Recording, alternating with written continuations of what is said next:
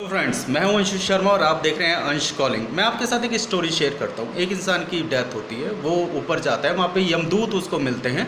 उसको ऑप्शन दिया जाता है कि आपको स्वर्ग में जाना है, नर्क में जाना है। वो सबसे पहले कहता है कि मुझे स्वर्ग दिखाइए। उसको स्वर्ग दिखाया जाता है, वहाँ पे अप्सराएं नाच रही होती हैं, खाने पीने का सारी फैसिलिटीज़ उसके पास होती हैं। वो कहता है मुझे नर्क भी दिखाइए। नर्क उस स्वर्ग से ज़्यादा बेटर था, वहाँ पे अप्सराएं नाच रही होती हैं, फैसिलिटीज़ होती हैं।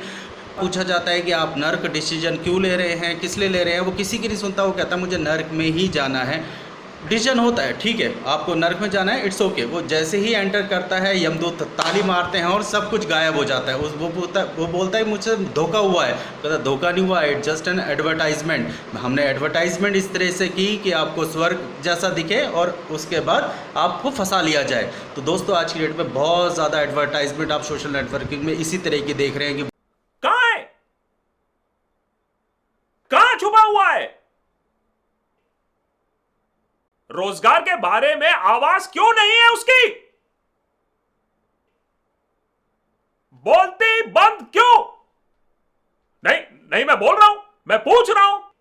सरकार का नाम लेके कहां है 56 इंच? एक आवाज नहीं उठती, एक स्टेटमेंट नहीं, एक ट्वीट नहीं। पर्सनल क्या, 56 इंच कहां है? पूरे इकोनॉमिक क्रैश के मामले में चुप क्यों हो? चुप क्यों हो नेताजी? माइग्रेंट्स की हत्या के मामले में चुप क्यों हो? किस शहर में हो तुम? कोई देश बाकी है सैर करने के लिए? बेरोजगार जनता के खिलाफ बोलने वाले आदमी हो तो बोल के दिखाओ। बोलती बंद क्यों? प्रेस कॉन्फ्रेंस करते नहीं, स्क्रिप्टेड स्पीच कोई लिख के दे देता है तो उसे पढ़ देते हैं और रट्टा मार के तो क्यों ना पूछूं मैं? चौकीदारी तो सही पर बोलो नौकरी कहाँ? लाठी लेके भैंस पे अब चौधरी यहाँ। जाति औरत मर्दों में बंटवारा है यहाँ। मसले अब भी औरत के सन्नाटे में यहाँ। दिखाते तो ये कुछ भी देखे या करे जरा। जाति अब भी भारी तभी हल्की तनख्वाह। नारी अब भी घर पे कब तक सेके रोटियां। मर्दों से अभी भी कम क्यों मिलती तनख्वाह? महंगाई के रजाई में लपेटा मेरा देश। औरत आगे ना बढ़े यही यहाँ कलेश। सपने लेके बैठा लेबर चौक पे रमेश। विकास को छुपा के मंदिर मुद्दा है विशेष। झूठ मजबूत पर इकोनॉमी है वीक। पियोन की नौकरी पीएचडी की भीख। सोशल प्रोटेक्शन भी बाकियों से वीक। सच बेरोजगारी पर ये माने कैसे ठीक? जेंडर इनइक्वालिटी भी ऊपर यहाँ। जेंडर डेवलपमेंट भी अब बोलो अब कहाँ? मुद्दे और मसले अब कितने हैं यहाँ? टूटे देखे कितनों के सपने यहाँ। प्रचार तो सही पर बोलो नौकरी कहाँ?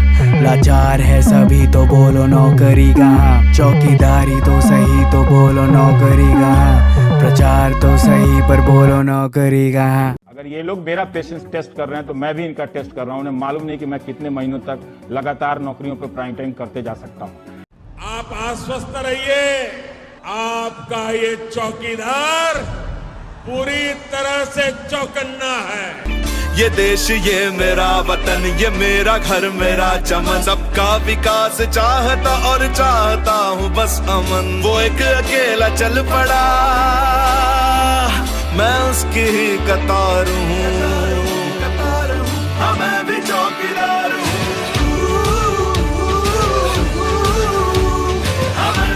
चौकीदार कहाँ तक पढ़ाई की? MA BEd। ऐसे क्या जरूरत पड़ी कि आपने इतनी पढ़ाई करने के बाद आपको आज चौकीदार की नौकरी? वो बेरोजगारी की वजह से सर चौकीदार के लिए किया। क्या पढ़ाई किया? बीटेक किया। प्यून के लिए और चपरासी के लिए किया था सर आवेदन। बाकी यहाँ की व्यवस्था इतनी खराब मिली है जैसा होना चाहिए। क्या किया है? क्या पढ़ाई की? मैंने बीकॉम और एमकॉम 2 डिग्री है मेरे पास। जो पढ़ा लिखा है वो भी, जो अनपढ़ है वो भी, हर कोई चौकीदार है। यह वीडियो मध्य प्रदेश के मुरैना का है। मुरैना जिला न्यायालय में चौथी श्रेणी की नौकरी के लिए भर्ती निकली है। मात्र 22 पदों के लिए 5300 बेरोजगारों ने आवेदन किया था। 28 जनवरी को इंटरव्यू होना था। बाहर इतनी भीड़ जमा हो गई कि पुलिस को मोर्चा संभालना पड़ा। इस पद के लिए वेतन मात्र 12,000 रुपए बताए जाते हैं। यहाँ पुलिस को लाठी चार्ज करनी पड़ी है। भास्कर संवाददाता ने लिखा है कि उज्जैन में चपरासी, चौकीदार और ड्राइवर के 16 पदों के लिए 7,000 ऑनलाइन आवेदन आ गए। मध्य प्रदेश के अखबार इस समाचार से भरे पड़े हैं। नेशनल मीडिया गायब है। अखबारों में लिखा है कि मध्य प्रदेश हाईकोर्ट ने जिला कोर्ट में चालक, चपरासी, माली, स्वीपर की भर्ती के लिए विज्ञापन जारी किया था। 738 पदों के लिए 2,81,000 युवकों ने अप्लाई कर दिया। ग्वालियर में 16 पदों के लिए 70,000 फॉर्म भरा गया है। यह है बेरोजगारी का अखिल भारतीय विस्फोट। अकेले ग्वालियर में फॉर्म भरने से न्यायालय को 1 करोड़ 20 लाख रुपए सरकारी खजाने में जमा हुए हैं। सोचिए, ये वीडियो इसी साल का है। हरियाणा के करनाल जिले का है। चपरासी के 70 पदों के लिए वैकेंसी आई। 70 पदों के लिए करीब 10,000 लोग आ गए। प्रशासन को भी इतनी भीड़ की उम्मीद नहीं थी, लिहाजा भर्ती कैंसिल कर दी गई। इनमें से कोई भी नौकरी परमानेंट नहीं है, सब ठेके पर है, कॉन्ट्रैक्ट पर है।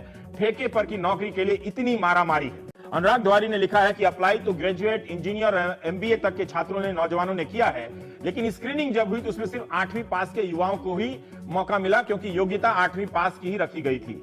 नौजवानों ने लाखों रुपए देकर, बैंक से कर्जा लेकर जो डिग्री ली है वो कबाड़ हो चुकी है।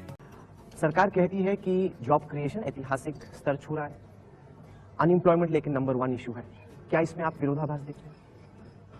आप फिर ये कांग्रेस का एजेंडा फिर आप लेकर के चल पड़े हो, आप उसी को आगे बढ़ा रहे हो।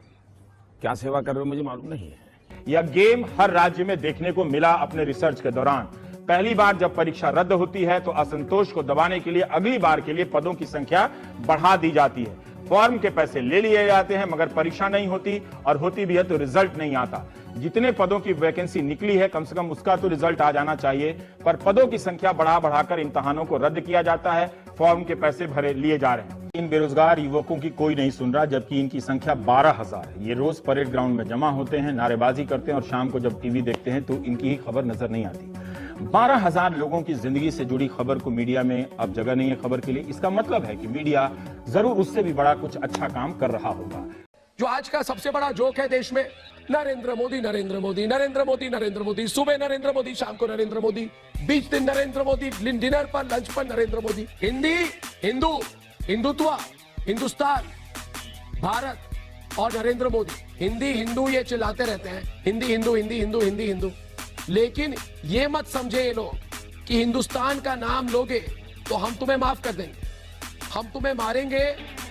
याद रखना, दिन मर जाएगा कुत्ते की मौत, जग में सब कहेंगे। मेरे को मंदी का बहाना लेके हमें कंपनी से निकाल दिया गया। पैसे है नहीं है तो दिवाली पे घर पे जा भी नहीं पाएंगे, यहीं पे छुट्टियां मनाएंगे और क्या है, कमरे पे सो जाएंगे। हमें तो बोनस भी नहीं चाहिए, हमें तो अपना रोजगार चाहिए। हमें रोजगार वापस दे दो, छुट्टी। दिवाली भी हमारी तो काली मनेगी। जब हमारे बच्चों के चेहरे पर खुशी नहीं तो हम तो क्या खुशी मनाएंगे।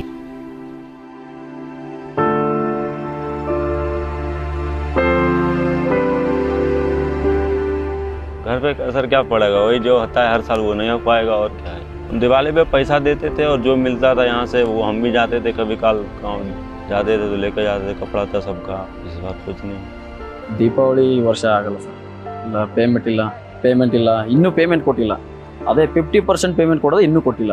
अभी ये महीना देखो, अब दिवाली का महीना था तो 20 दिन भरा था मैंने, तो 20 दिन में क्या पगार आएगा मेरा। इस कंपनी में तो वही 5-6 महीने किया था, फिर दोबारा आया, दोबारा वही 2 महीने हुआ था। उसके बाद काम खत्म हो गया, निकाल दिया। क्या बोल के निकाल? एक ही काम खत्म हो गया है, वो भी जाओ। असर बहुत पड़ रहा है, रूम में बैठे, रूम का खुराक ही 4,000-5,000 रुपया हो गया है। फिर अगले महीने हो जाएगा 5,000 रुपये, कहाँ से भरेंगे? क्या करेंगे? कर्जा लेंगे गांव पे किसी से, पूरा ही अलग है। पिछले बार यही मान लो आप, बोनस मिला था मेरे को वही 3-4 हज़ार के लगभग में। पिछली बार मैं पेंट्री बार में काम करता था, उसमें अलग से मेरे को स्टाफ दिए थे 500-600 रुपये से करके। इस बार कुछ नहीं।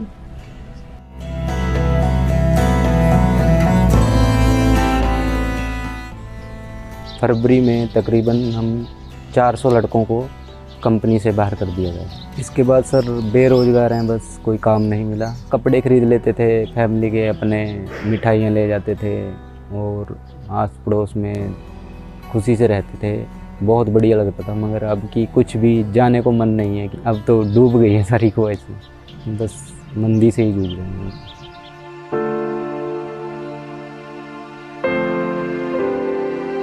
इसको फीस रुक रही, मास्टर ने वापस भेज दिया, जाओ फीस लेके आओ। बताओ कैसे करूँ? हमें करीब 8 साढ़े 8 बजे 14 तारीख में फ़ोन आता है कि कल ड्यूटी मत आना। हमने पूछा कि क्यों, कि ड्यूटी ख़त्म हो चुकी। आगे कोई जवाब नहीं मिला हमें। हमारा तो त्यौहार बेकार हो गया, हम त्यौहार कैसे मनावेंगे? जीवन व्यतीत होने में बस भीख मांगने कम नहीं आ रही, भीख मांग को गुजारा कर सकते। सरकार ने बस पता नहीं क्यों उठा दिया, मतलब उनका सरकार ने कहा बजट कम रह गया, बजट नहीं दिए तो जलने इनका, जब पैसा नहीं दिवन जलने। और बच्चे साथ हो, जो पूछना चाहते बच्चों से पूछ लो। जी गलत तो है। अब सरकार कहना जिनके इतने रुपए उन्हें तो और बढ़ाती जा रही, और जिनके कम है उनके और वे भी हटा दिए।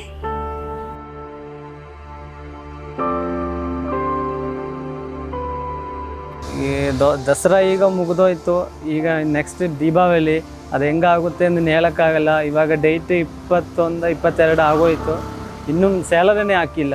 ಸ್ಯಾಲರಿ ಕೇಳಕ್ಕೆ ಹೋಗುತ್ತೆ ಅಂದರೆ ದುಡ್ಡಿಲ್ಲ ಅಂತ ಹೇಳ್ತಾ ಇದ್ದಾನೆ. ನಮ್ಮ ಕೆಲಸ ಮಾಡಿದ್ರೆ ಸಂಬಳ ಕೇಳ್ತಾ ಇದೆ, ಅದೇ ಕೊಡ್ತಾ ಇಲ್ಲ ಅವನು.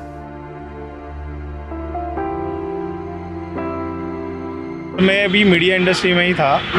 इकोनॉमी तो काफ़ी डाउन पे चल रही है। 2008 के बाद में जो मंदी थी वही अभी हमें लग रही है। हमने बच्चों ने हमारे सारे क्रैकर्स, हम तभी 8-8, 10-10 हज़ार के क्रैकर्स लाते थे। अभी वहाँ पे भी हमको कहाँ पे तो सैक्रिफाइस करना पड़ रहा है।